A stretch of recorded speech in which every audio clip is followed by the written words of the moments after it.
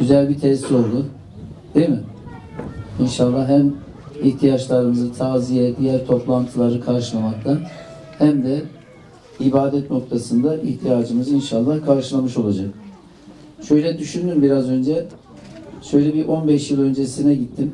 Eskiden var mıydı böyle bir şey? Köylere gelip de böyle kilit taşları, parklar, spor aletleri, kamelyalar, köye cami yapmak, belediyelerin böyle bir şey var mıydı çalışması?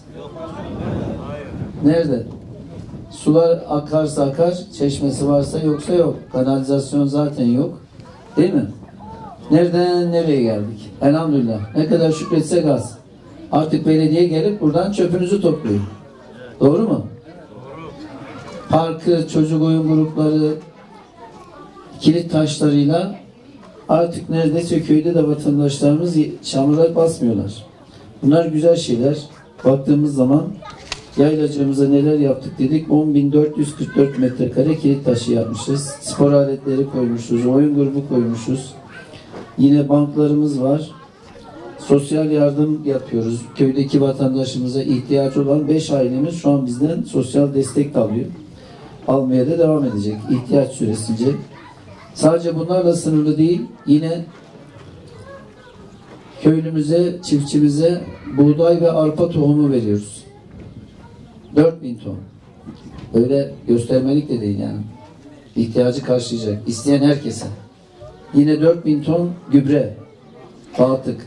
Doğru mu muhtarım? Geçen sene 600.000 tane zeytin fidanı dağıttık. Sizler dağıldınız, diktiniz. Yine 3.500 ton yem dağıttık. Küçükbaş, büyükbaş.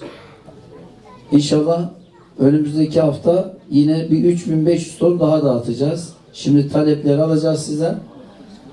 Yem konusunda da yine desteğe devam. Rabbim yapacağımız ibadetlerimizi, hayırlarımızı kabul eylesin. Birliğimizi, dirliğimizi bozmasın. Camimiz, sosyal tesisimiz, Yaylacık mahallemize hayırlı uğurlu olsun diyorum. Hepinizi saygıyla, muhabbetle selamlıyorum. Hayırlı uğurlu olsun diyoruz. Ya Allah, Bismillah.